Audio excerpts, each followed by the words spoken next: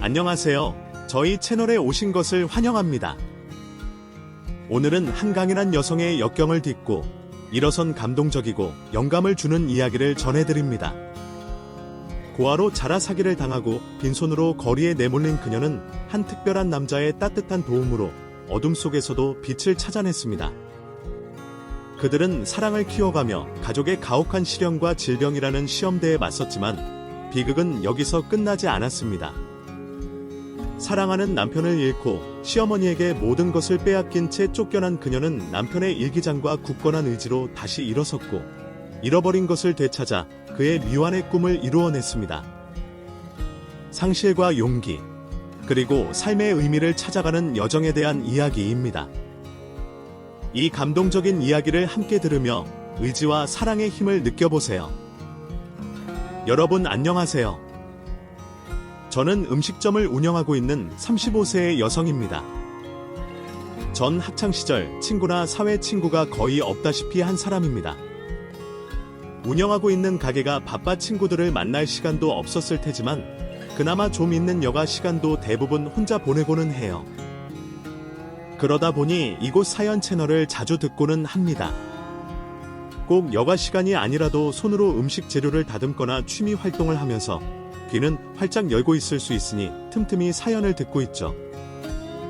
그리고 제가 이런 사연을 하는 방송에 더 귀를 기울이게 되는 건 저 역시 가슴에 사연을 품고 있는 사람이기 때문입니다. 평생 다른 사람에게 말하지 못하고 가슴에 품고 갈 줄 알았는데 익명이라고 하니 용기가 생겨 이렇게 사연을 보내게 됐네요. 막상 이야기를 말한다고 하니 떨리긴 하지만 다시 한번 마음을 가다듬고 제 사연을 말해 보도록 하겠습니다. 그럼 지금부터 시작해 볼게요. 전 보육원 출신의 사람입니다. 가족이라고 말할 수 있는 사람이 하나도 없었죠. 아주 어릴 때는 큰 고민 없이 지냈지만 사춘기가 시작된 청소년기 때부터는 스스로에 대한 고민을 많이 하며 힘든 시절을 보내게 됐어요. 고아와 보육원 출신이라는 이유로 받는 사회적 시선과 차별로 인해 존재에 대한 생각을 많이 했습니다. 저 스스로에 대한 고민을 하던 사이 나이로는 성인이 되긴 했지만 아직 사회로 진출할 준비가 되지 않았던 저는 내쫓기듯 얼마 되지 않은 자립정착금을 받아들고 보육원을 퇴원하게 됐죠. 적은 돈도 문제였지만 사회에 나와 무엇을 어떻게 해야 하는지 모르는 게 더 큰 문제였습니다. 평범한 아이들은 사회에 나가 행동해야 할 것들을 알려주는 부모님들이 계셨지만 보육원 출신 사람들에게는 그런 것들을 알려줄 사람이 없었거든요. 그러다 보니 의지할 사람이라고는 먼저 사회에 나와 자리를 잡고 있는 보육원 출신 사람들이었어요. 저 역시 보육원에서 친하게 지내던 언니에게 의지를 하게 됐죠. 그런데 그런 언니에게 사기를 당하고 말았습니다. 그것도 퇴원을 하게 된 지 이틀도 되지 않아서요. 언니는 생활하는데 필요한 것들을 챙겨주겠다며 제가 받은 자립정착금을 받아갔고 받은 날 당일 제가 동네 산책을 하는 틈을 타 자신의 물건을 가지고 도망을 간 것입니다. 없어진 물건들과 연락이 되지 않는 걸 보며 언니가 도망쳤다는 걸 알았지만 그래도 잠을 청할 수 있는 집이 있어서 다행이라 생각했어요. 일자리를 구하고 월세를 내면 생활하는데 문제가 없을 거라고 생각했죠. 하지만 그 집도 바로 다음날 월세가 종료가 됐고 저는 돈 1,000원 한 장 없이 거리로 내쫓기게 됐습니다. 노숙을 할 수는 없으니 우선 돈을 벌어야 한다고 생각했고 거리에 붙어있는 일자리 공고를 보고 아무 일자리나 일을 하고 싶다고 말했죠. 하지만 주거지조차 없는 저를 모두들 이상하게만 쳐다봤고 연락을 주겠다는 말만 하며 돌아가라고 했죠. 그렇게 며칠 동안 일자리를 구하기 위해 돌아다녔지만 연락이 온 곳은 한 군데도 없었습니다. 그러다 한 음식점 창문에 붙어있는 구인 공고를 보고 가게로 들어가 면접을 보게 됐죠. 면접을 보러 왔다는 저에게 안내를 하고 몇 가지 확인을 하던 사람은 저와 나이대가 비슷해 보이는 남자였습니다. 그 전까지는 다들 저보다 나이 많은 사장님들이라 부끄럽다는 생각을 하지 않았는데 제 사정을 말해가며 부탁한다는 말을 비슷한 나이 또래의 남자에게 하려고 하니 너무 창피하고 부끄럽더라고요. 그래도 제 코가 석잔이라 부끄러움을 참아내며 남자에게 부탁을 하게 됐죠. 그때가 이틀 정도 거리에서 새우잠을 청하고 공중 화장실에서 씻고 있어서 제 꼴이 말이 아닐 때였습니다. 그런데 제 사정을 듣던 남자가 자리에서 벌떡 일어나더니 갑자기 밥상을 한 상 차려서 나오는 거예요. 그러더니 저보고 밥 먼저 먹고 이야기하자고 하는 겁니다. 그럼 벌써 이틀 넘게 밥을 못 먹은 거 아니에요? 아무리 어리다고 해도 밥 굶으면 큰일 나요. 밥과 달라는 말 하지 않을 테니까 우선 밥 먼저 먹고 그 다음에 일할 수 있을지 없을지 이야기해요. 마음 편히 먹어요. 나는 주방에 들어가 있을 테니까. 사랑만 받고 자라왔더라면 이유 없이 베푸는 선의의 경계를 하지 않고 감사히 받았을 겁니다. 하지만 평생 보육원 출신으로 인해 차가운 시선과 차별을 받아왔고 며칠 전 같은 처지에 있는 언니에게 배신까지 당한 저로서는 남자의 선의가 불안하게만 느껴졌죠. 그래서 남자가 내온 밥상을 보고도 한동안 쳐다보기만 했어요. 남자는 일부러 제게 시선을 두지 않으려고 했지만 제가 밥을 먹지 않자 많이 걱정돼 보이는 표정을 지었습니다. 하지만 곧 편안한 표정을 지으며 주방 안으로 들어갔죠.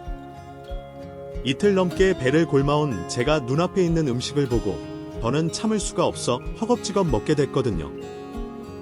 그렇게 며칠 만에 밥다운 밥을 먹을 수 있었죠. 배가 불러오자 그제서야 정신이 들었고 면접을 보러 온 주제에 공짜 밥을 먹었다고 생각이 드니 다시금 부끄러워지기 시작했습니다. 우선 제가 먹은 밥상이라도 정리해야겠다 싶어 정리를 하고 있었는데 따가운 시선이 느껴지더라고요. 그 시선이 느껴지는 곳을 쳐다보니 한 아주머니께서 저를 뻔히 쳐다보고 있다는 걸 알게 됐죠. 그 아주머니께서는 저에게 말씀을 걸어오셨습니다. 누구세요? 누군데 우리 가게 파는 음식이 아닌 걸 먹어요. 그제서야 가게에 관련된 분이라는 걸 알게 됐죠. 대답하기 민망한 상황에 제가 우물쭈물 똑바로 대답을 하지 못하게 됐습니다. 그때 주방에서 나온 남자가 제 앞에 맞고서는 대신 대답을 해줬죠. 어머니, 오셨어요. 내일부터 일하게 될 사람인데 제가 면접 본다고 좀 오래 붙잡고 있었어요. 저 때문에 식사 시간 놓쳐서 제가 가게에서 먹고 가라고 했어요. 뭐? 아니, 내가 뭔데 맘대로 밥을... 너 이 사람이 먹은 거 내 월급에서 깔 거다. 알겠어. 그리고 아무리 사람이 안 구해진다고 해도 웬거지를 데리고 와서 일을 시켜. 너 일 똑바로 하는 거 맞아? 때문에 우리 가게 매상 떨어지면 너가 어떻게 책임지려고 해? 책임질 수 있겠어. 월급에서 까도 불만 없겠냐고. 아주머니께서는 아들에게 고압적인 태도로 화를 내셨습니다. 저 때문에 벌어진 일이라 남자에게 너무 미안하더라고요. 결국 제가 아주머니께 죄송하다 말씀을 드리고 밥값을 꼭 계산하겠다고 말을 하게 됐죠. 죄송합니다. 저 때문에 벌어진 일이니까 제가 해결할게요. 여기서 일하겠다고 한 거 취소하겠고 밥값은 제가 꼭 지불하도록 하겠습니다.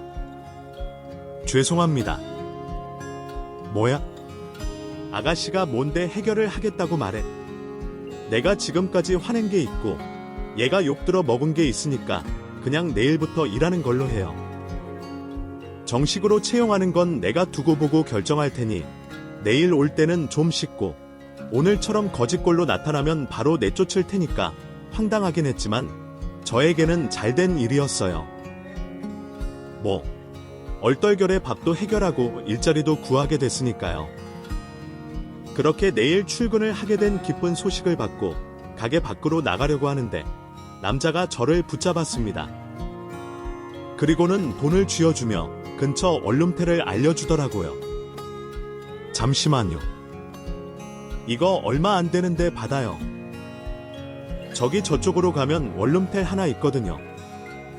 여자가 지내기에는 불편해도 당분간 생활하기에는 괜찮을 거예요. 뭐, 이 돈이면 한 달 월세는 되고요. 아니에요. 괜찮아요.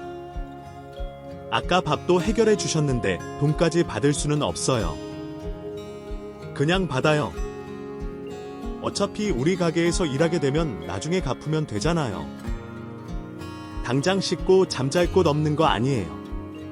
나도 주는 게 아니라 빌려주는 거니까 우선은 받아요.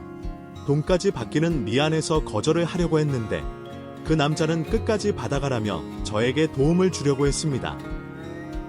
결국 못 이기는 척하며 돈을 받게 됐고 남자가 말하는 곳에서 짐을 풀게 됐죠. 저에게 어떻게든 도움을 주려는 남자한테 감사한 마음을 품었고 받은 도움을 되돌려주고자 가게 일을 정말 열심히 하기로 생각했어요. 다음 날 약속한 출근 시간보다 가게로 일찍 나와 일을 하게 됐죠. 그리고 가게에 제일 먼저 나와 일을 하고 있는 남자에게 일을 배워가게 됐습니다. 민수 씨는 가게에서 가장 열심히 일을 하는 사람이었고 가게에서 일을 하고 있는 사람들이나 가게를 찾아주시는 손님들 모두에게 친절한 모습을 보이는 사람이었어요. 가게를 돌며 껌을 파는 노인분들께도 항상 웃으며 안부를 물었고 웃돈을 주며 노인분이 가지고 있던 껌을 사서 가게를 나가시는 손님들 후식으로 드리고는 했죠.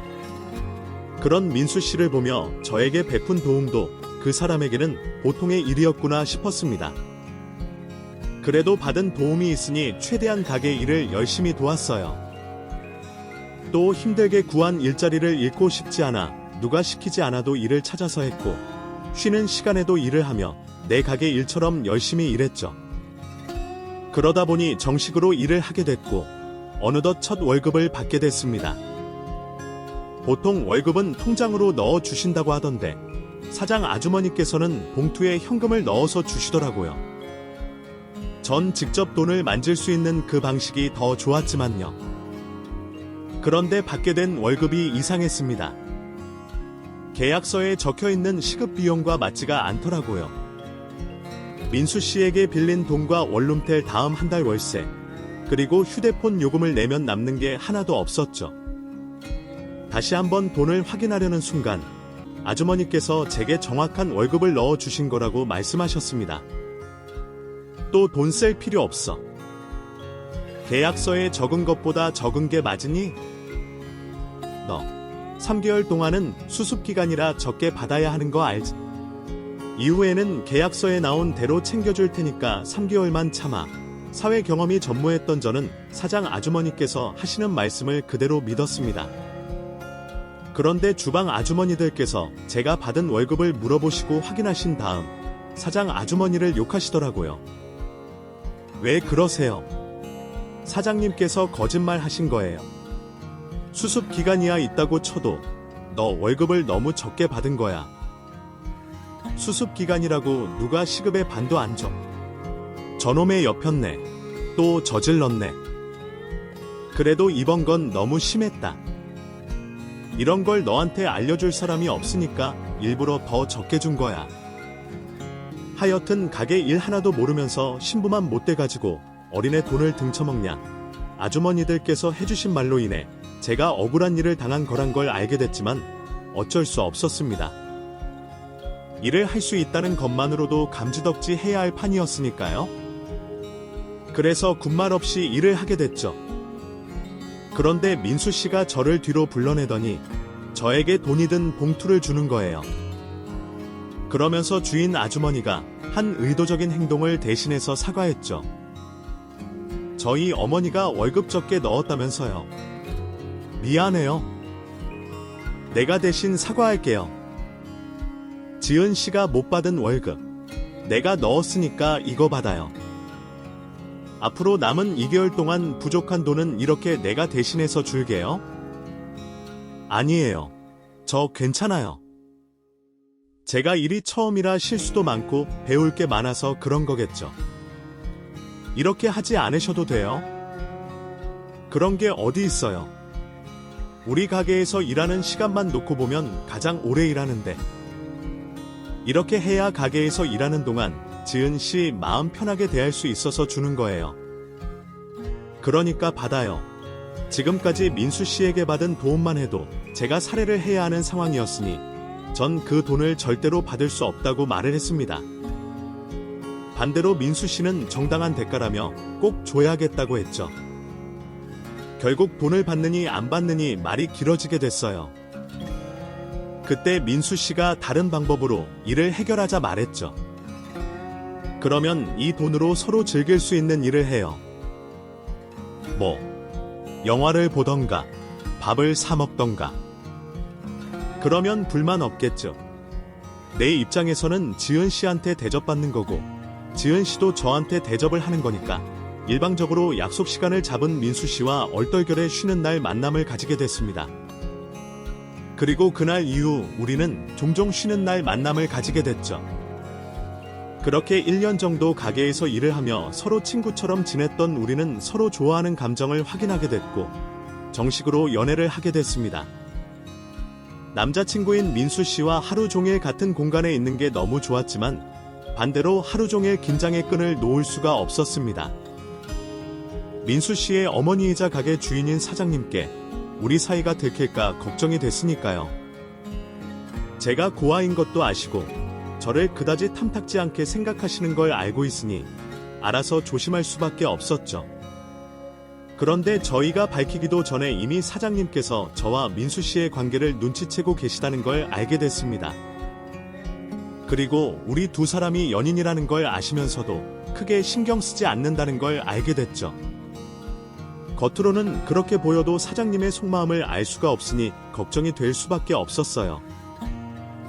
그런데 저희 걱정된 마음을 알아차린 민수 씨가 크게 걱정하지 말라며 지금까지 말하지 않았던 이야기를 해줬죠. 현재 가게 사장님으로 계시는 민수 씨의 어머니께서는 친어머니가 아니라고 했습니다. 돌아가신 아버님께서 친어머니와 사별을 하시고 난 이후 재혼을 하신 분이라고 했죠. 아버님이 살아계실 때만 해도 민수 씨를 친자식처럼 돌봐주셨다고 해요.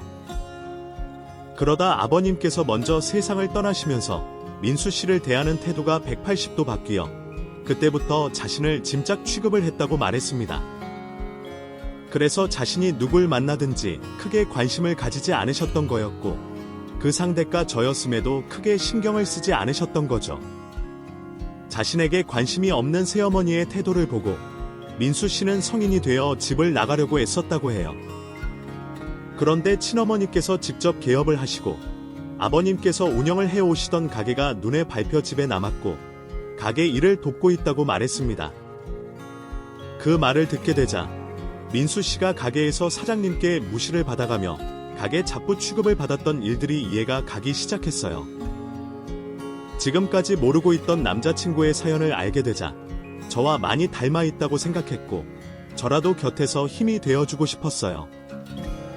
서로에 대한 사연을 모두 알게 된 우리는 이전보다 더 깊은 사랑을 하게 됐고 단 한 번의 다툼 없이 오랜 연애를 이어가게 됐죠. 서로에 대한 믿음이 확실해지면서 우리는 결혼을 약속하게 됐습니다. 또 자신의 가게를 차리려고 했던 민수 씨의 오랜 계획을 결혼과 동시에 실행하려고 했죠. 머릿속으로만 그리고 있던 계획을 구체적으로 실행하기 위해서는 준비 기간이 필요했기 때문에 우리 두 사람은 결혼 준비와 함께 창업에 대한 준비도 차근차근히 하고 있었어요. 그런데 어머님께서 먼저 저희에게 결혼할 생각을 가지고 있냐며 물어보셨습니다. 그래서 솔직한 저희 생각을 말하게 됐죠. 저희들 뜻을 다 듣게 된 어머님께서는 결혼을 허락하는 대신 조건이 있다고 말해 오셨어요. 너희가 무슨 말하는지 알겠다. 그런데 너희가 어려서 그런지 생각하는 게 좀 짧구나. 결혼과 동시에 창업을 해. 너네 음식 장사가 쉬운 줄 아니? 민수야, 내가 자리 잡힌 가게에서 창사를 몇 년 했다고 쉽게 보는 것 같은데 잘 되고 있는 가게에서 일하는 거랑 내 가게 창업하는 거는 비교도 안 돼. 그리고 너희 탄 감방에서 결혼 생활 시작할 거니? 사람들한테 엄마 욕 들어먹게 하려고. 내 생각에는 결혼할 거면 집으로 들어와서 돈도 모으고 가게 일도 더 배우다 이 가게 물려받는 게 더 나을 것 같다. 왜 편한 길이 있는데 굳이 어렵게 돌아가? 지은이 쟤도 고아라서 살림 하나도 모를 거 아니냐? 너희가 집에 들어온다고 하면 내가 결혼 허락해 줄 테니까 내 말 따라라. 그 외에도 어머님께서는 저희에게 말씀을 하는 중간중간 고아인 저를 무시하는 듯한 말씀을 하셨지만 제 예상 밖의 긍정적인 모습이었습니다. 시댁에 들어와 살림을 배우는데 고생을 하게 될 건 뻔했지만 고아인 제 입장에서는 그다지 어렵지 않은 결혼 조건이었죠. 그렇게 어머님이 먼저 말씀하신 조건을 받아들이게 됐고, 저는 민수 씨와 결혼을 하게 됐습니다. 그 후 행복한 결혼 생활과 동시에 고된 시집살이를 살게 됐죠. 어머님께서는 제 손길 하나하나 닿는 곳마다 마음에 들지 않아 하시며 항상 고아라는 단어를 빼지 않고 말씀하셨습니다. 가게 일에 고된 시집살이까지 몸이 천근만근 무거웠지만 저를 보고 웃어주는 남편을 보면 언제 그랬냐는 듯 힘이 솟고는 했죠. 또 저를 혼내시기는 해도 어머님이라고 부를 수 있는 가족이 생겨 행복하기만 했습니다. 그렇게 시댁에서 살게 된 지 딱 한 달이 됐을 때였어요. 그때가 월급을 받는 날이었는데 어머님께서 저와 남편을 불러다가 하실 말씀이 있다고 하셨죠. 내가 한 달간이지만 너희와 생활을 하다 보니 마음에 내린 결정이 있어서 이렇게 말을 하게 됐다. 다름이 아니라 너희들 씀씀이가 너무 걱정돼서 내가 너희들 돈을 관리해 주려고 한다.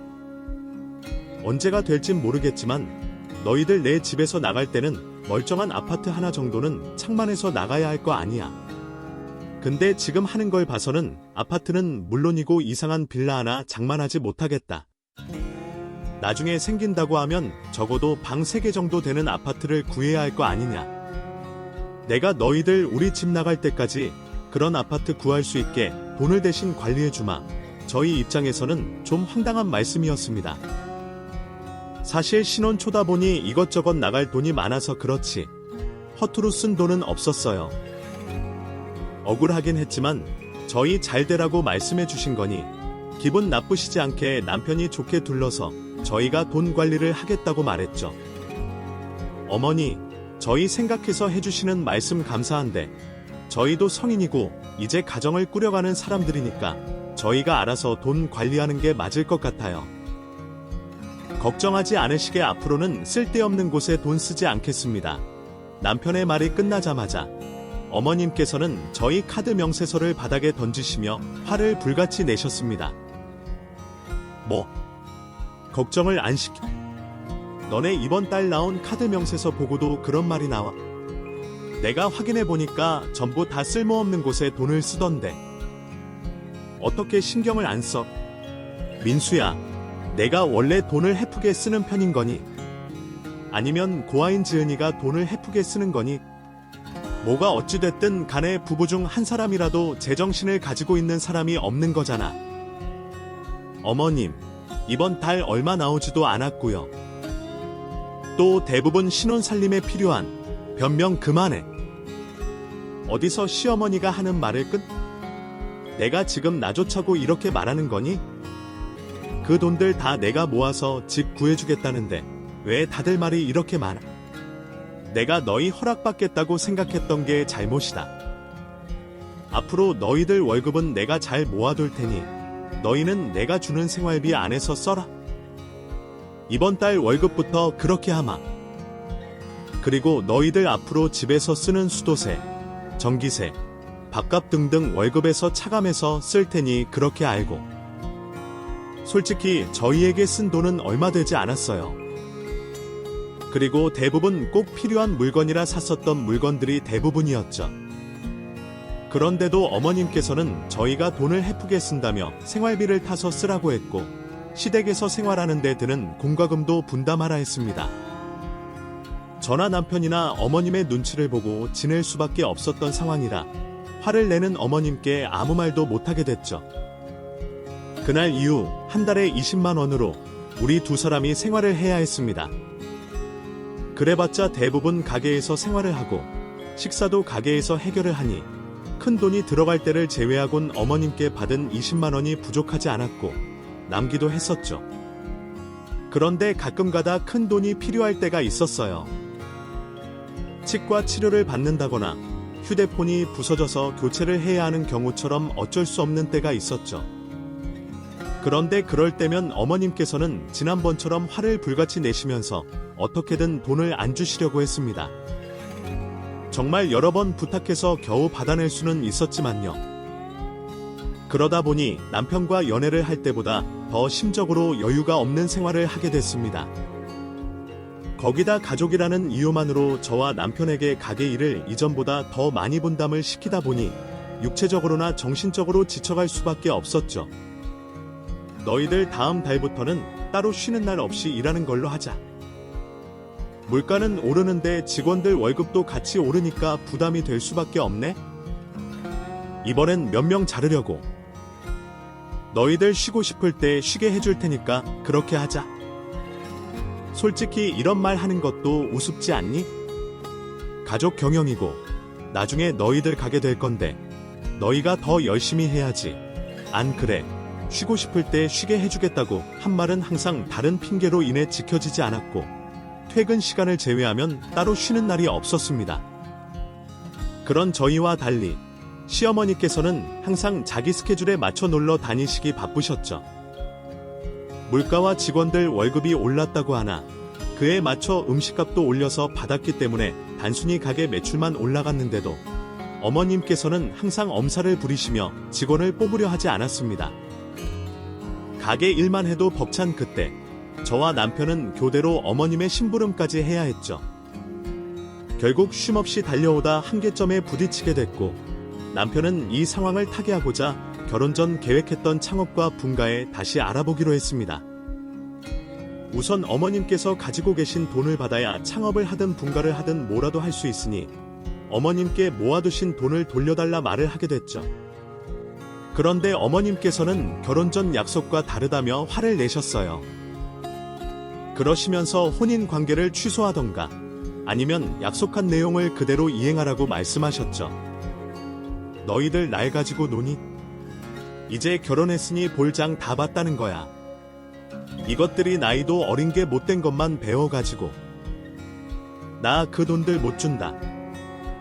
아니, 안 줄 거다. 그 돈들 받고 나가고 싶으면 결혼 전에 썼던 약속을 그대로 지키던가 아니면 혼인 관계 취소해라. 애초에 너희가 그 조건 받아들이기로 해서 결혼을 허락한 거니 이렇게 하면 나만 손해를 보는 거지. 아니, 어머니께서 손해를 보신 게 뭐가 있으세요? 분가에도 틈나는 대로 집에 자주 찾아뵐 거고 가게 일도 도울 거예요. 그리고 맡아주시고 있는 저희 돈 달라고 하는 건데 그게 이렇게까지 하실 건 아니잖아요. 내 생각은 다르다. 애초에 조건 걸고 허락한 결혼이니 너희가 못 지키겠다면 모두 다 없었던 일로 해야지. 솔직히 저희가 너무 힘들어서 그래요. 아무리 가족이라고 하지만 쉬는 날을 챙겨주시거나 아니면 집안일이라도 덜 시켜주셔야 저희도 정상적으로 살죠. 지금 저희가 얼마나 정신없이 사는 줄 아세요? 거의 노예처럼 살고 있다고요. 이렇게 살기 너무 힘들어서 그래요. 저희가 분가할 수 있게 지금까지 번 돈 돌려주시던가 아니면 일 좀 쉬엄쉬엄하게 해주세요. 법적으로 나와 있는 휴일이나 휴식 시간이라도 지켜주시라고요. 저와 남편이 하는 애원에도 불구하고 어머님께서는 한 발자국도 물러서지 않았습니다. 결국 어머님과 대립을 하게 됐죠. 수중에 돈이 없으니 우선 가게 일을 이어가며 앞으로 어떻게 해야 할지 남편과 계획을 세우고 있었어요. 그런데 남편이 갑자기 코피를 자주 쏟기 시작하더라고요. 처음에는 스트레스와 과중한 일 때문인 줄 알았습니다. 그래서 제가 일을 더 하더라도 남편을 쉬게 했죠. 그런데도 남편은 너무 자주 많이 코피를 흘렸어요. 결국 병원을 찾아가게 됐는데 검사 결과 남편이 백혈병이라는 걸 알게 됐죠. 남편의 병을 먼저 알아차리지 못한 것에 자책을 하게 됐습니다. 서로 과중한 일을 하다 보니 몸무게가 감소한 것도 혈색이 좋지 않은 것도 모두 다 일과 스트레스 때문이라고 생각했어요. 그러다 보니 남편에게 큰 병이 찾아오는 것도 모르고 있었죠. 급성 백혈병이라고 하지만 요즘 세상에 치료가 안 될 거라고 생각하진 않았습니다. 완치한 사례가 많다는 의사 선생님의 말을 믿고 치료를 받게 됐죠. 우선 전신으로 퍼진 백혈병 세포를 줄이기 위해 비싼 신약을 투여받았습니다. 그러다 보니 큰 돈이 필요했고 어머님께 도움을 요청하게 됐죠. 다행히 어머님께서는 이전 저희와 대립하던 감정을 잊으시곤 아들의 치료를 위해서 최선을 다해 도와주시기로 했어요.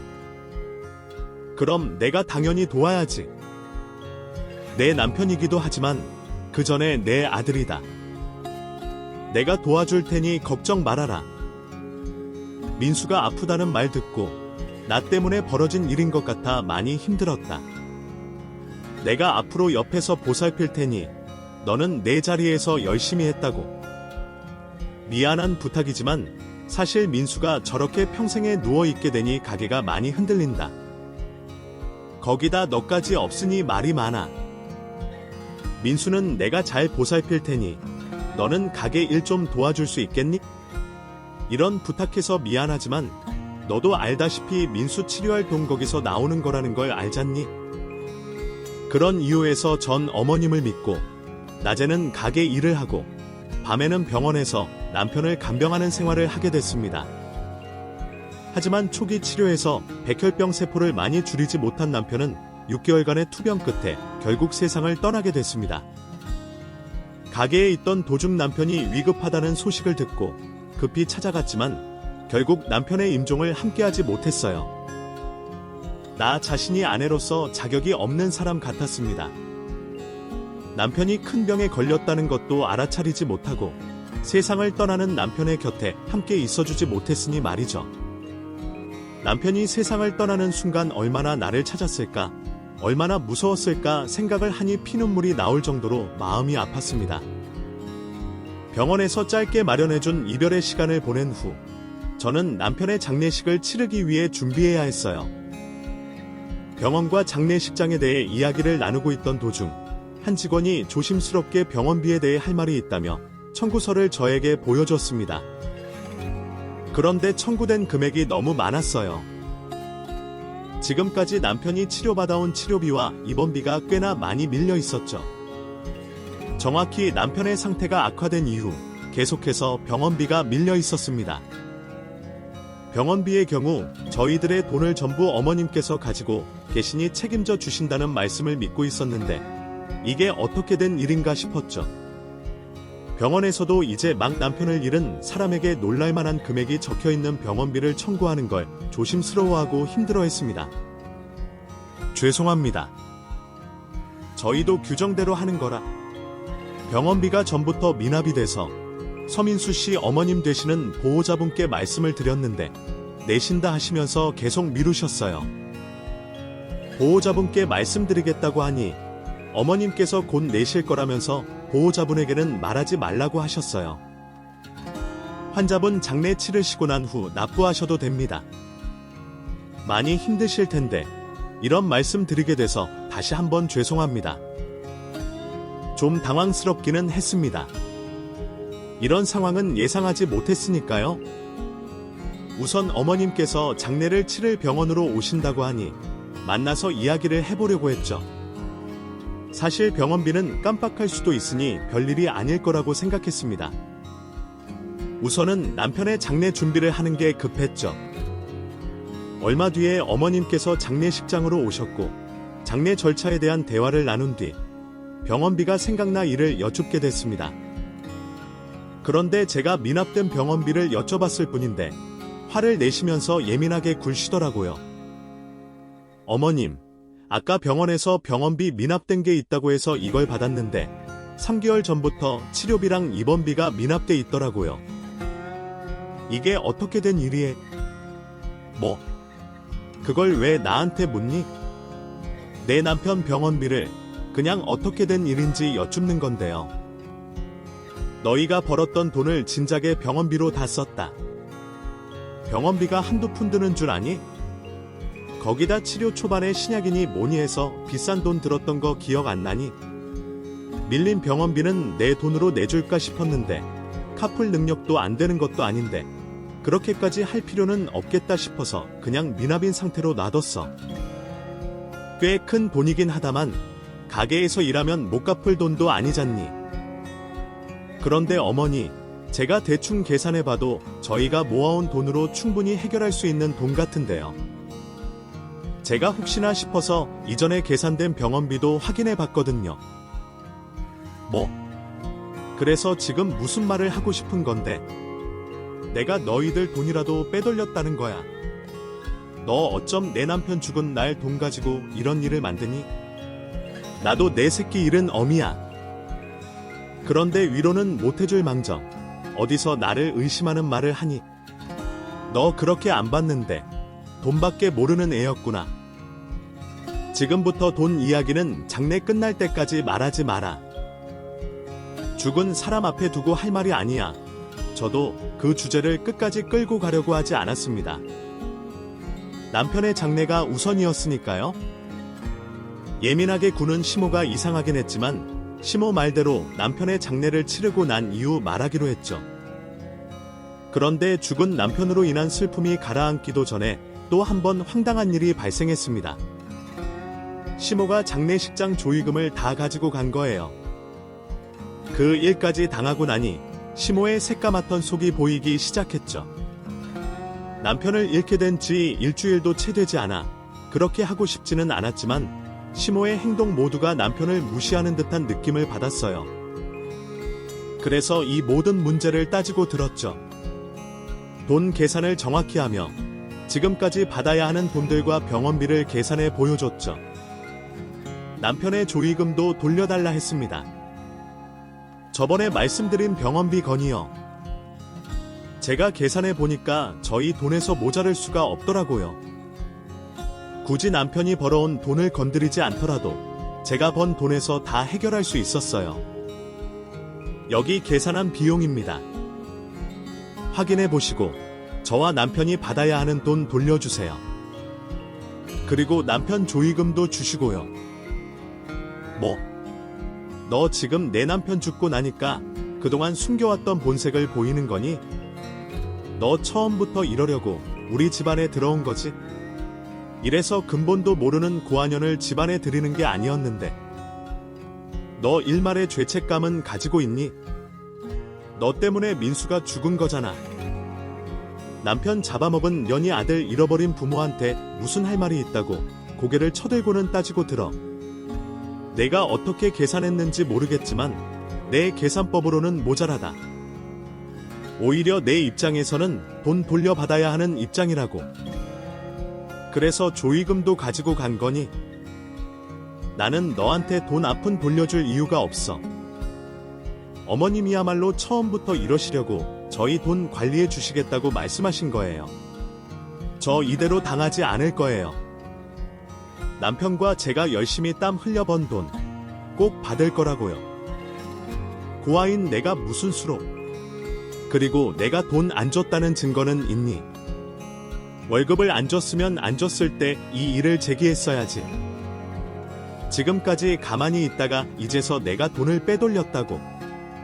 난 항상 흰 봉투에 너희들 월급 챙겨서 줬다. 가게 사람들도 그걸 목격했을 거고. 자신 있으면 법적으로 해봐라. 그리고 이왕 말이 나왔으니 하는 말인데 너 우리 집에서 나가라. 이제 너랑 나랑 남남이나 마찬가지인데 우리가 같이 살 이유가 없잖? 내가 이렇게 악을 쓰는데 나도 너랑 더는 얼굴 보고 싶지 않고. 그러니까 당장 나가. 순순히 제 발로 나가고 싶지 않았지만 남편의 장례를 치르며 육체적으로나 정신적으로나 이미 지칠 대로 지쳐 있었던 저는 힘 한 번 쓰지 못하고 맥없이 시모의 손에 이끌려 맨몸으로 집 밖으로 내쫓겼습니다. 그제서야 지금까지 시모가 저와 남편을 처음부터 속여왔다는 걸 깨닫게 됐죠. 그렇게 맨몸으로 길바닥에 내쫓기게 되니 과거 고아원에서 퇴원을 하고 믿었던 언니에게 자립정착금을 사기당했던 때가 생각났습니다. 그때나 지금이나 제 처지가 똑같았어요.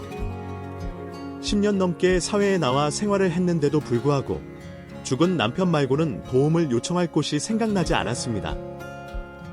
남편을 잃게 된 현실도 받아들일 수 없는 상황에 이렇게 돈 한 푼 없이 맨몸으로 내쫓겨나니 제가 뭘 해야 할지, 어떻게 해야 할지 모르겠더군요. 나에게 남아있는 것 하나 없다고 생각하니 남편을 따라갈 생각까지 하고 있을 때였습니다. 그때 음식점에서 같이 일을 하시던 아주머니께서 가게에 있는 시모의 물건을 가져다 주시려고 오시다 길바닥에 주저앉아 있는 저를 보시게 됐어요. 평소 가게에서 일을 해오시며 저와 남편이 시모에게 고생을 받는 걸 보셨던 아주머니께서는 제 모습을 보시곤 한눈에 어떠한 상황이 벌어지고 있는지 알아보셨습니다. 그리고 도움을 주시기로 결심을 하셨죠. 아주머니께서는 제가 갈 곳이 없다는 걸 듣고는 선뜻 자신의 집 한 켠을 내주셨어요. 그리고 과부 마음 과부가 가장 잘 아신다며 아주머니께서 남편분을 잃고 살아오셨던 말씀들을 해주셨습니다. 사실 저에게 들려주시는 말씀 하나하나 감사하고 귀 기울여 들어야 하는 말들이었지만 짧은 기간 남편의 죽음과 맨몸으로 집안에서 내쫓겨난 저에게 그 아무리 좋은 말이라고 해도 귀에 들어올 리가 없었어요. 그걸 아시는 듯한 아주머니께서는 그래도 어떻게든 제가 몸을 추스릴 수 있게 도움을 주시려고 했습니다. 덕분에 느렸지만 조금씩 그날의 충격에서 회복을 하고 있었죠. 그러던 중이었어요. 남편이 입원을 했던 병원에서 연락이 왔습니다.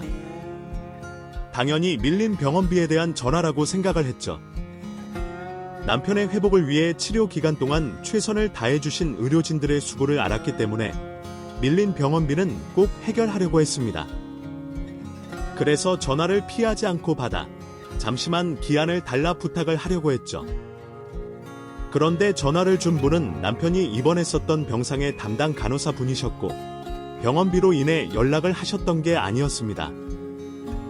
간호사 분께서는 남편이 입원해 있던 병상 수납장 뒤편에서 남편의 것으로 보이는 물건이 발견됐다며 이를 알려주시려고 전화를 하셨던 거였어요. 그 연락을 받자마자 전 병원으로 뛰어갔습니다. 시댁에서 맨몸으로 쫓겨난 다음 저에게 남아있는 남편의 물건이 하나도 없었거든요. 아주머니 댁에서 몸을 추스르고 난 뒤 시댁에 찾아가 남편의 유품이라도 달라며 시모에게 사정을 해봤지만 시모는 집안에 남아있는 저와 남편의 물건을 그 사이에 다 버렸다면서 남은 게 하나도 없다고 했습니다. 그리고 다시는 찾아오지 말라고 했죠. 그래서 남편을 기억할 수 있는 물건은 손에 끼워진 반지밖에 없었습니다.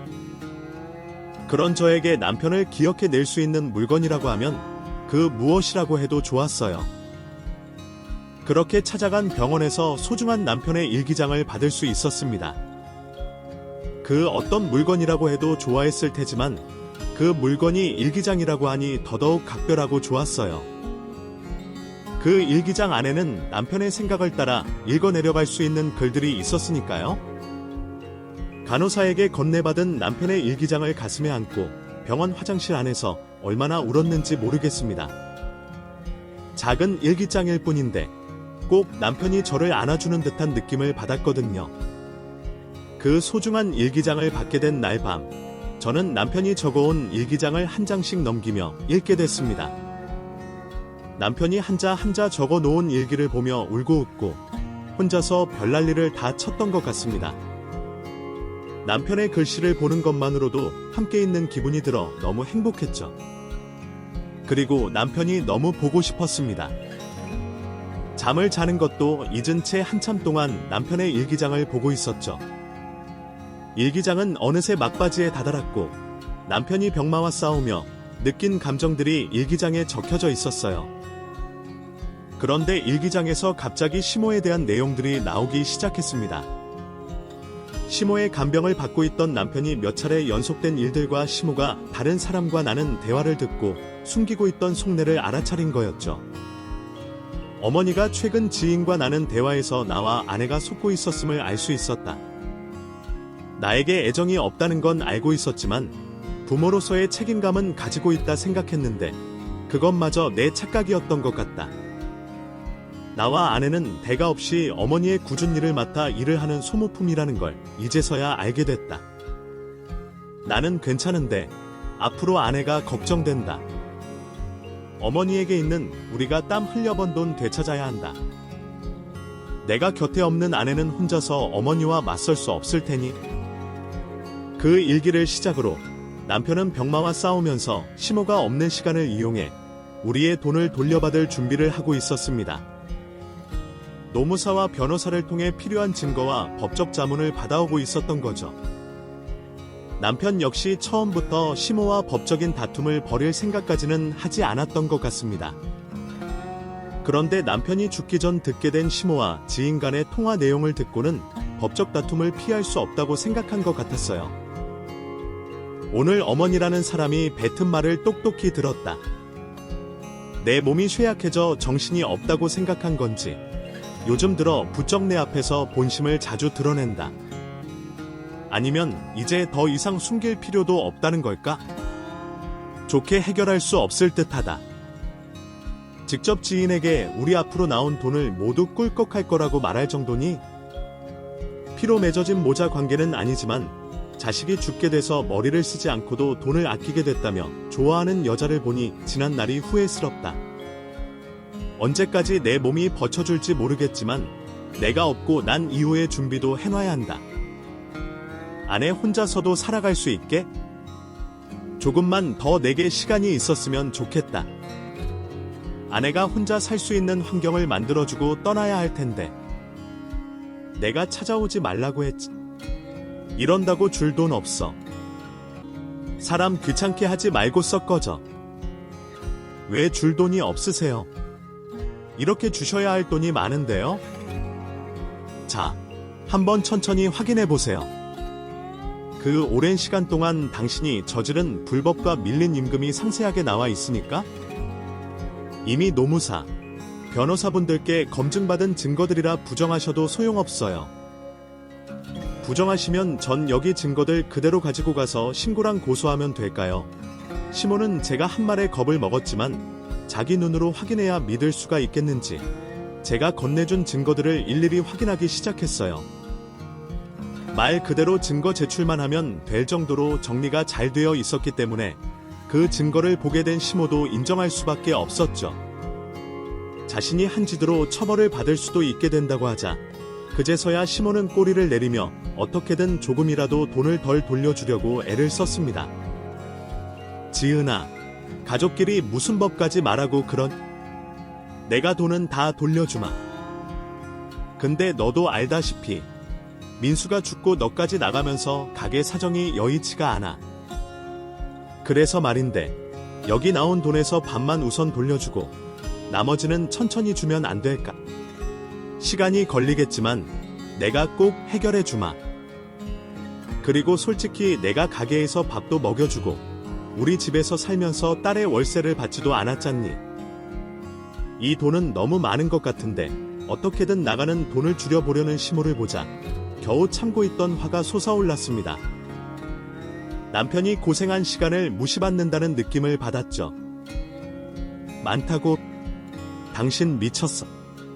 내 남편이 그 고생을 하면서 열심히 벌어온 돈을 포기하라고. 내 남편이 누구 때문에 그렇게 된 건데? 그 건강하던 남편이 누구 때문에 그렇게 스트레스를 받아왔던 건데? 나 당신 첫 죽이고 싶어. 내 남편 되살릴 수만 있다면 당신 죽이고 교도소에 가겠다고. 그런데 당신 죽인다고 내 남편 살아나는 게 아니니까. 또 나는 남편이 못다 한 꿈을 이뤄야 하니까 이렇게 참고 당신한테 말하고 있는 거야. 더는 기다리지 않을 거야. 이 자리에서 당장 밀린 임금, 받아야 할 돈들 해결하지 않는다면 당신 신고하고 고소하겠어. 그때부터는 서로 파멸할 때까지 가보는 거야. 잘 선택해. 두 번의 기회는 없으니까. 복받쳐 버린 저를 보며 시몬은 처음으로 겁을 먹은 표정을 지었습니다. 시몬은 돈을 줄 수밖에 없었어요. 이미 남편이 모아둔 모든 증거들을 직접 두 눈으로 보았으니 말이죠. 결국 남편이 병마와 투병하고 있던 와중에도 꼼꼼히 모아둔 증거들 덕분에 시몬은 모든 걸 인정하고 법정 다툼을 피하고자 지난 기간 동안 저와 남편이 정당하게 받아야 했던 모든 돈들을 돌려줬습니다. 시모에게 법적 처벌을 내릴 수도 있었지만 그렇게까지는 하지 않기로 했어요. 처벌을 받게 한들 정신을 차릴 만한 사람도 아니었고 그 처벌의 강도도 미비했기 때문에 더 이상의 시시비비는 가리지 않고 이것으로 서로의 연을 마무리하기로 한 거죠. 그리고 앞으로 해야 할 계획으로 인해 시모와 고소를 당할 시간도 없었습니다. 받게 된 돈으로 남편이 이루지 못한 꿈을 이뤄야 했거든요. 바로 가게를 창업하기로 한 겁니다. 가게 인테리어에서부터 상호명까지 이미 자세히도 남편의 일기장에 적혀져 있었어요. 전 남편의 일기장에 적혀져 있는 내용 그대로 하기만 하면 됐죠. 어떻게 해서든 남편이 생각한 음식점 모습과 가장 비슷하게 구현을 해내려고 많은 노력을 했습니다. 그리고 남편이 지금까지 가게 일을 해오면서 틈틈이 적어둔 음식 레시피를 이용해 음식 메뉴들을 만들어냈죠. 남편이 적어둔 레시피 그대로 만들면 됐다고 하나 저 혼자였다면 불가능했을지도 모릅니다. 하지만 저에게는 든든한 조력자들이 있었어요. 시모와 가게에서 일하시던 아주머니들께서 제가 가게를 창업한다고 하자 일을 도와주시겠다며 저희 가게로 넘어오신 거죠. 그곳에서 오랜 기간 일을 해오고 계셔서 월급도 그곳에서 받던 만큼 챙겨드릴 수가 없었고 앞으로 가게가 잘 된다는 보장도 할 수 없는데 아주머니들께서는 그런 것들 다 상관없으시다며 저희 가게로 오셨습니다. 이 모든 게 남편이 지금까지 주변 사람들에게 친절을 베풀며 쌓아온 덕이라고 생각이 들어요. 남편이 쌓아온 덕을 제가 보게 됐고요. 그렇게 천군만마를 얻게 된 저는 남편의 꿈을 이루기 위해 또 저와 남편을 도와주시려고 가게로 와주신 아주머니들을 책임지기 위해 밤낮으로 열심히 가게 일을 했습니다. 그 결과 손님들께서 그 노력을 인정해 주시며 가게는 문전성시를 이루게 됐어요. 저희가 만든 음식을 맛있게 드시는 손님들을 보며 남편 역시 하늘에서 지금 이 모습을 보고 있을 것 같아 항상 행복한 마음으로 가게를 운영하고 있었습니다. 그리고 언젠가 만나게 될 남편에게 부끄럽지 않기 위해 항상 노력하고 있고요. 아마 시모의 소식을 궁금해 하시는 분들도 있을 거라 생각합니다. 다들 예상하시는 것처럼 저와는 정반대의 길을 걷게 됐어요. 우선 굳은 일을 도맡아오던 남편이 빠지자 가게 전반적인 운영이 제대로 되지 않았고 오랜 기간 동안 주방과 홀을 책임져 주시던 아주머니들까지 저희 가게로 넘어오시면서 가게가 빠르게 무너져 버렸죠. 결국 가게를 찾아주시던 단골 손님들까지 발길을 끊게 되면서 가게 운영이 힘들어졌고 폐업을 하게 됐습니다. 그 소식을 듣게 된 저는 기분이 그다지 좋진 않았어요. 시모는 미웠지만 그 가게에는 애정이 많았으니까요. 저의 20대 시절 대부분의 추억이 있는 곳이었고 남편과 남편의 친어머니의 흔적까지 있던 가게였기 때문에 가게 자체는 잘 되기를 빌고 있었죠. 그래서 그 가게를 다른 사람에게 넘길 수는 없을 것 같았습니다. 그래서 당시 상황에서 무리한 판단이었지만 그 가게를 제가 인수하기로 했어요. 이미 한 군데에서 가게를 영업하고 있는 가운데 2호점을 멀리 떨어진 곳에서 낸다는 게 실패가 예견된 일이었지만 그렇게 하지 않으면 평생 후회를 할 것 같았죠. 그래서 대출이라는 대출은 다 받아가며 그 가게 자리를 제가 구매하게 됐습니다. 시모 입장에서는 사는 사람이 누가 되든 돈만 받고 경제적인 어려움을 해결하면 됐던 상황이라 서로 큰 감정적 갈등 없이 계약을 할 수 있었죠. 그 후 제가 가게 양쪽을 오가며 운영하게 됐습니다. 처음에는 한 군데서 이익이 나지 않더라도 버티기만 하자라는 마음으로 시작하게 됐는데 제 예상과 달리 가게를 재오픈하자마자 다시 손님들이 들어오시기 시작했어요. 그 동네의 기존 단골 고객분들 중에서는 제 얼굴을 보고 가게를 다시 찾아주시는 분들도 있었죠. 그곳은 남편과 남편의 친어머니를 기리고자 창업한 가게의 메뉴 대신 기존에 팔고 있었던 메뉴로 영업을 하게 됐습니다. 아마 그 선택이 좋은 결과를 낳은 것 같고요. 그렇게 저는 지금 양쪽 가게를 하루에도 몇 번씩 오가며 바쁘게 살고 있습니다. 이렇게 바쁘게 살면 남편을 그리워하는 마음이 조금은 가라앉을 줄 알았는데 하루에도 몇 번씩 남편 생각에 멍을 때리고 있어요. 아마 평생 제 마음에서 지울 수 없는 사람일 듯합니다. 지금의 제가 있게 만들어준 사람이니까요. 남편과 해보고 싶은 것들도 가보고 싶은 곳들도 너무 많이 있는데 서로 일만 하느라 그런 것들 하나 즐겨보지 못한 예전이 너무 후회가 됩니다. 여러분들께서는 지금 곁에 있는 연인, 가족분들과 많은 추억을 쌓길 바라겠습니다. 저와 같은 후회하시지 마시라고요. 그럼 새해에는 행복한 추억이 될 수 있는 일들, 가족과 많이 보내시길 바라겠고, 저는 이만 글을 마치도록 하겠습니다. 읽어주셔서 감사합니다. 오늘 이 감동적인 이야기를 끝까지 들어주셔서 감사합니다. 그녀의 여정이 여러분의 마음에 닿아 삶의 어려움을 극복할 작은 동기를 주었기를 바랍니다. 이 이야기가 의미 있게 느껴지셨다면 좋아요를 눌러주시고 여러분의 소감을 댓글로 나눠주세요. 그리고 앞으로의 영감을 주는 이야기들을 놓치지 않도록 구독 버튼도 잊지 말아주세요. 다음 영상에서 다시 만나요.